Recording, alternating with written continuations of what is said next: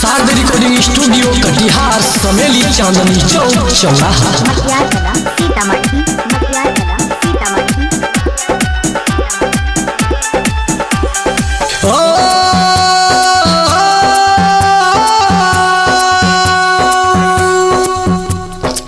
डोरी कटोरी जानू डोरी कटोरी तोरा मस्त मस्त बा डोरी कटोरी तोरा मस्त मस्त बा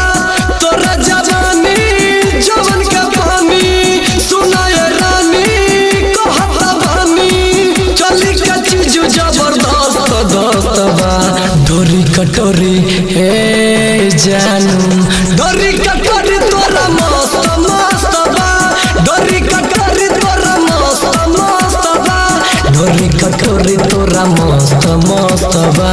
डोरी कटोरी तोरा मस्त मस्त बा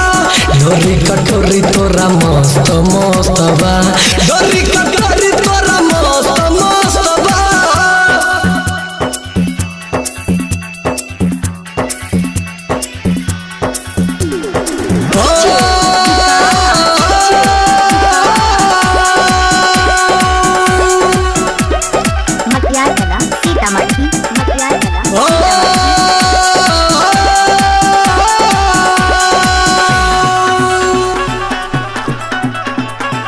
गहिरा ढोरी तोरा कैलस दीवाना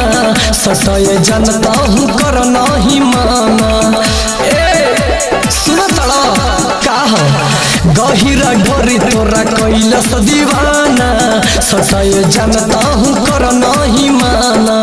नहीं चिखावा तारे दूर भगावा तारे बोला रे छोड़ी देहू काहे तरसावा तारे सुना ना जान सारा सामान तोरो सख्त सख्त बा डोरी कटोरी तोरा मस्त मस्त बा डोरी कटोरी तोरा मस्त मस्त बा डोरी कटोरी तोरा मस्त मस्त बा सार्द रिकॉर्डिंग स्टूडियो कटिहार समेली चांदनी चौक चौराहा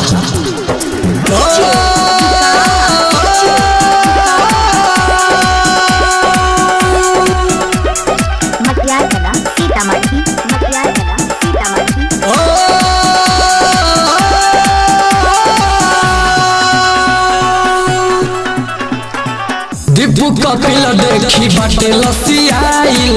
नीरज सुपर बारी दूर से बयाइल जी कहा सुन तड़ा दीपू कपिल देखी बाटे लसियाइल नीरज सुपर बारी दूर से बयाइल रूपे सजान जाय है तोरा के छान जाय है पाजा में धके धके लेके तफान जाय है सुना ना जान लहंगा के भीतर तोरे चौत चौत बा